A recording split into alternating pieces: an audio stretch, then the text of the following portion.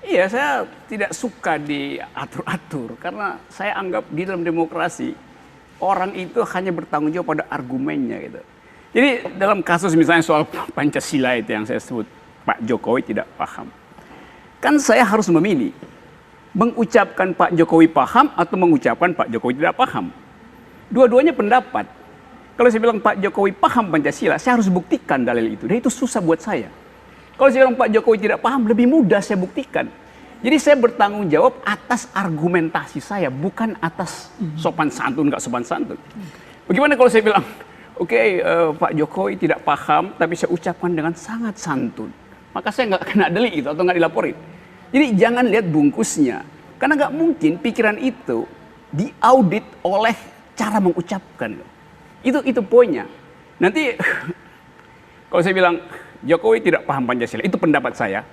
Pertama, Jokowi paham Pancasila, pendapat saya kedua. Dua-duanya statusnya pendapat, nggak ada beban emosi di situ, nggak ada beban etis. Jadi nanti kalau pakai versi Pak Yunimar, kebebasan berpendapat adalah kebebasan untuk memuji presiden. Kalau mengkritik bukan kebebasan berpendapat. Dua-duanya statusnya pendapat. Begini ya, Bung Rocky, saya kira begini ya. Kalau disebut kebebasan berekspresi, bukan berarti kita melakukan fitnah dalam tanda petik. Mengkritik boleh-boleh saja. Tapi kalau Bung Rocky mengatakan Pak Jokowi dan presiden tidak paham Pancasila, saya kira ini terlalu naif bagi anak bangsa ini. Kalau saya bilang Pak Jokowi paham Pancasila, bagaimana mungkin seorang Pak Jokowi, presiden kita ini tidak paham Pancasila, sementara dari sikap perilaku dia itu menunjukkan nilai-nilai Pancasila, bukan Pak. soal perilaku, pengertian dia tentang Pancasila. Bapak mau pengertian atau perilaku, Pak? Saya begini, saya hormati pendapat Pak Junimar. Kita mau pengertian itu apa? Benar, begitu. Gini ya, saya terangin pelan-pelan ya. Kita jangan berhayal, Pak. Saya tidak berhayal, saya kasih tahu poin saya ya. Kita lihat realita, jangan hayalan terus. Punya pendapat Jokowi paham Pancasila. Pendapat Junimar menghina saya. Karena bagi saya dia tidak paham. Kan dua-duanya pendapat kan. Anda mesti buktikan bahwa Pak Jokowi paham Pancasila. Saya bisa buktikan bahwa Pak Jokowi tidak paham Pancasila. Dua-duanya pendapat statusnya. Jadi jangan kasih emosi di situ. Itu cuma pendapat. Bukan emosi, Pak. Bukan emosi. Sekarang begini, Pak. Pak Rocky mengatakan Pak Jokowi tidak paham. Saya mau tanya, di mana ketidakpahaman beliau? Saya mau terangkan sekarang. Silakan, Pak. Silakan, Pak. Saya terangkan? Silakan, Pak. Sedikit saja, Bang Rocky, waktu untuk menerangkan. Jokowi akhirnya pidato mengatakan bahwa kami beri BPJS itu gratis pada sekian banyak orang itu. Loh, itu bukan demokrasi, itu bukan Pancasila, itu memang kewajiban presiden. Nah, itu perintah undang-undang. Jadi, dulu ya. Jadi kalau seseorang melakukan sesuatu yang diperintahkan undang-undang, itu saya nggak bisa kasih pujian. Kan itu memang tugas dia. Kalau dia katakan, oke, saya batalkan kenaikan BPJS, itu saya kasih pujian.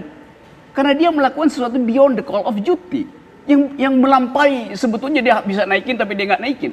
Jadi dia pro pada justice. Waktu dia naikkan, dia tidak pro pada justice. Banyak lagi.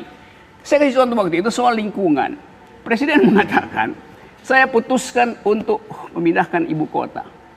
Soal lingkungan diriset belakangan. Itu kan dungu kan. Kan mesti diriset dulu baru putusan politik kan. Sekarang diputuskan lebih awal, baru disuruh riset. Bagaimana kalau risetnya begini? Saya kira begini ya. Saya kira Bung Rocky ini perlu masuk ke dunia politik. Ya, buat apa saya masuk ke politik? Begini, sebentar. Biar Pak Rocky ini mengamati dari jauh itu lebih tajam daripada ada di dalam. Kalau Anda adalah di dalam potret, kalau hanya pengamat, kita kasih kesempatan Bang Junimar kita sama dengan menonton bola sebagai penonton, Pak. Kita ribut sendiri, yang main yang sibuk, Pak. Itu pengamat, Pak. Maksud Bang Junimar kalau di dalam bisa ikut memperbaiki, membenahi yang ada di dalam. Masuk dong, ayo dong. Masuk ke dalam. Itu kalimat yang betul, memperbaiki. Berarti ada kesalahan di dalam itu. Tidak saya bilang itu. Apa saya masuk? Kalau memang you bilang tadi memperbaiki. Kalau Pak Rocky mengatakan ada yang kurang tidak baikan, masuk silahkan. Di mana kurang perbaiki itu? Pak Abdul Hoyer. Begitu, jadi Pak. dia akui ada jangan berhayal kita ini, Pak. Ada kerusakan di dalam. Karena itu poin pertama. Tidak bisa, akui Pak. dulu ada kerusakan di dalam. Baru undang orang perbaiki. Kita nggak bisa berpiksi-piksi, Pak. Kita bicara realita. Pada intinya apa yang disampaikan Bung Rocky Gerung di LC itu tidak ada delik. Itu bukan akte serius. Pancasila itu tidak dapat orang mengatakan seseorang itu tidak Pancasilais, itu kena delik.